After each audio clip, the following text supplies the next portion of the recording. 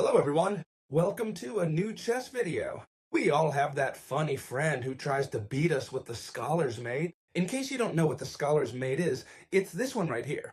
Notice they'd come here with the bishop and the queen and give us checkmate with these two pieces in just 3 moves. But look, what we're going to show you in this video is not just how to win it, but how to punish it brutally because he's being too clever. Notice that here we can already make some huge mistakes when they bring out the queen on the second move, for example. We can't attack it directly because they'd give us a check, and on the next move they'd take a rook. Therefore, we would already be totally lost.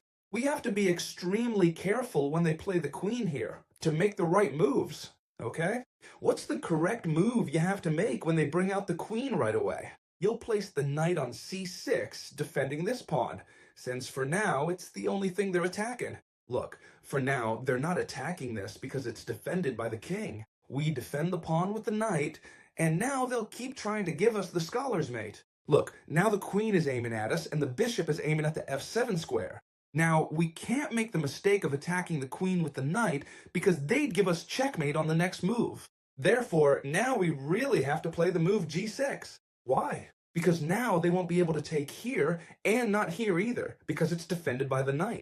Therefore, white has to retreat. Notice that if he places the queen on f3, they threaten the Scholar's Mate again. Simply, before they were threatening it from here, now they're threatening it from here. So, how do we have to continue? Well, the most correct way to continue is by developing our knight, which is no longer defended by the pawn, but it is by the queen, so it's defending against checkmate. Look at this position. Right now, the opponent has made 2 queen moves, so he's lost time, and we've already developed both knights, and have this little hole here ready to fianchetto our bishop and castle, and have our king super safe.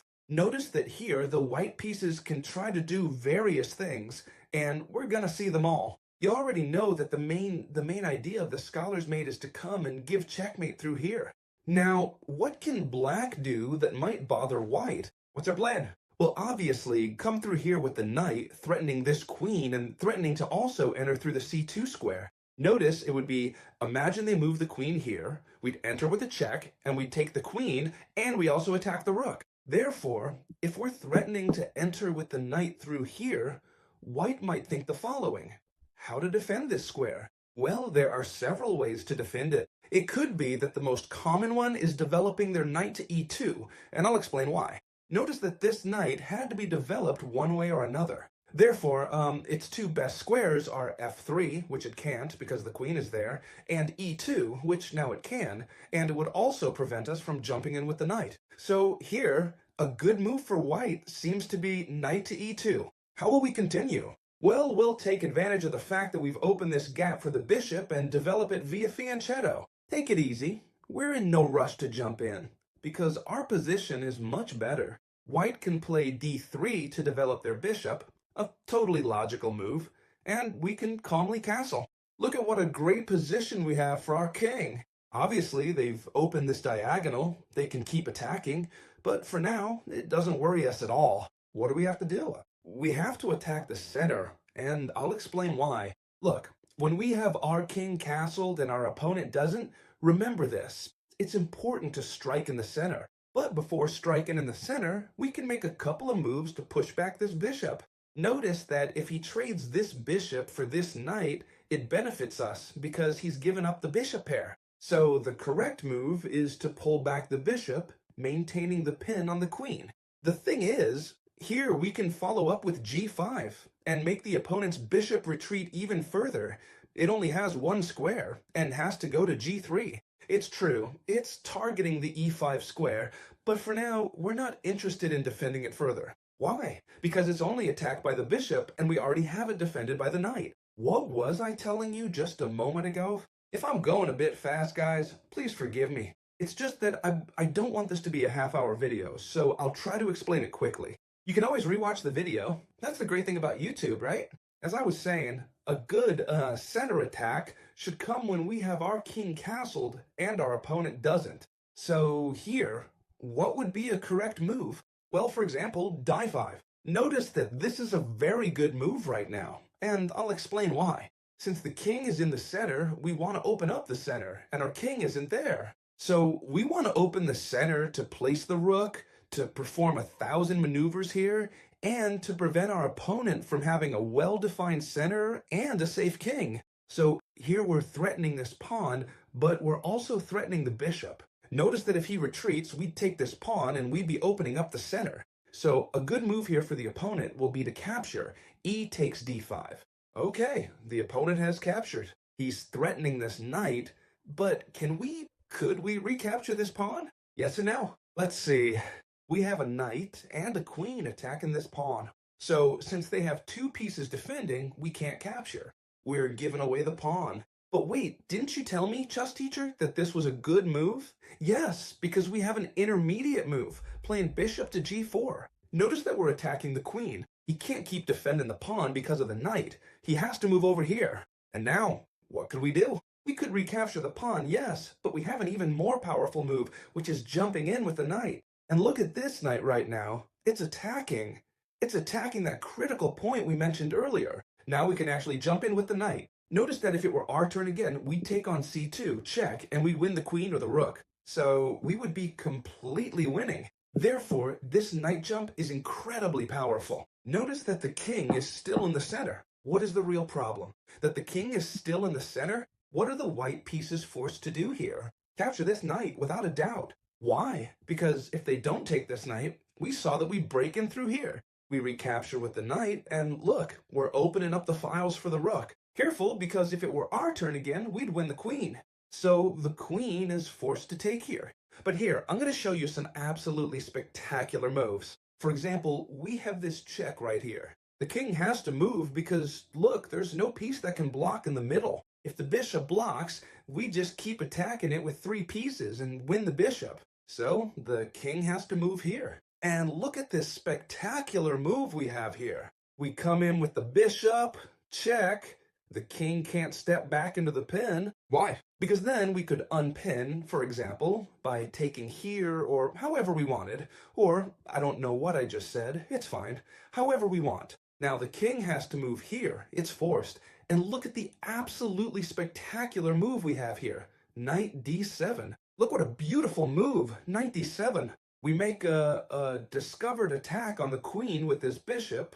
And what's the interesting part here? Notice that the queen is trapped. This entire diagonal is dominated by the bishop. This rook dominates here, so the queen could only come this way, but here's the pawn, and here's the knight. That's why knight d7 is such a good move, trapping this queen right here. Notice that now, white's only way to continue the game, they're going to lose the queen. They can capture here, we just take the queen, and look at the extra material we're left with. We've won a queen for just a bishop. White has another way to threaten Scholar's Mate. e4, e5, and instead of playing the queen first, they can also play the bishop first. As you know, those are the 2 pieces that threaten the f7 point. Look, they start with the bishop first. We don't change our way of playing.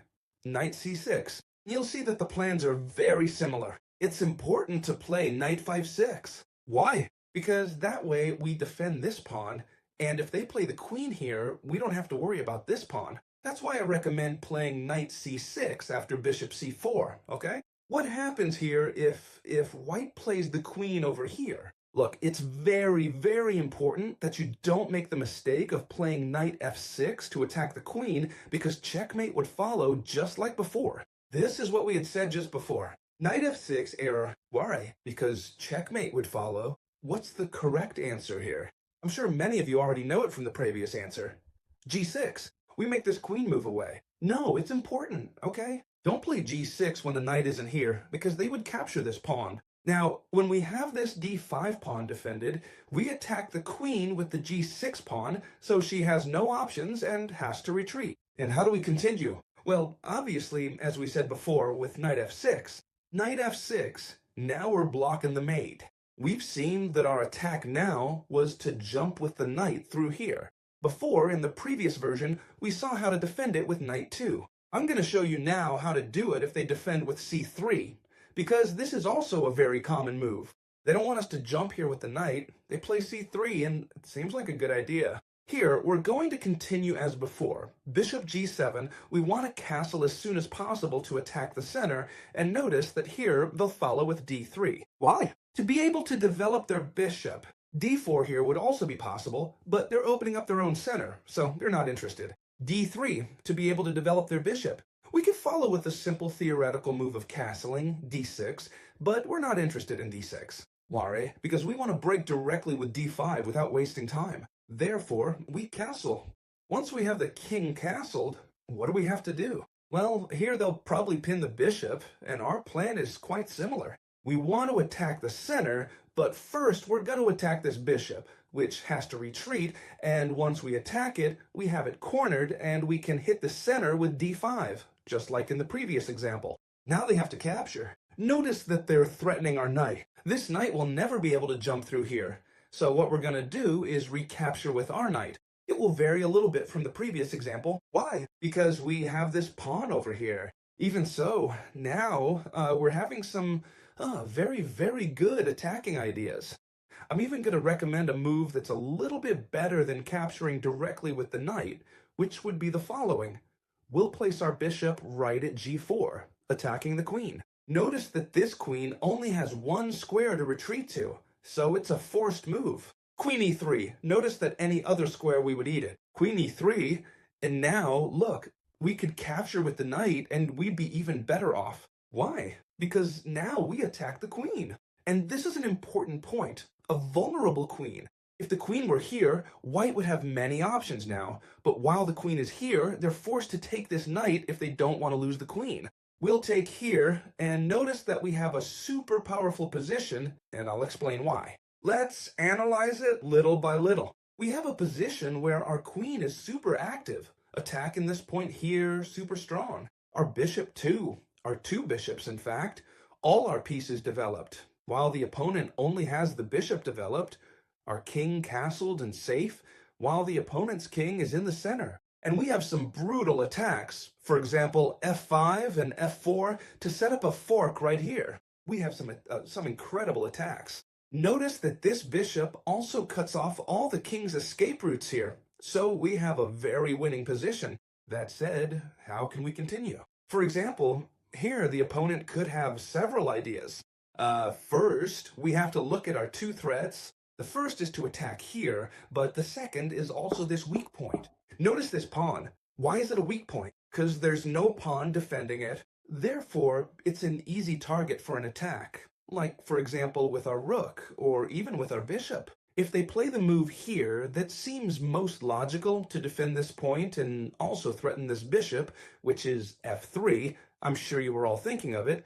Simply, how should we act? Well, we could act in the following way. We retreat the bishop, and we'd be attacking this point, where the only way to defend it would be to move the king or advance this pawn, which would be very bad as it opens the file. But we have an even better move than retreating the bishop, which is to play f5 and sacrifice this bishop. Chess teacher, have you gone crazy? Let's see, have I gone crazy? Yes. Is it a good move?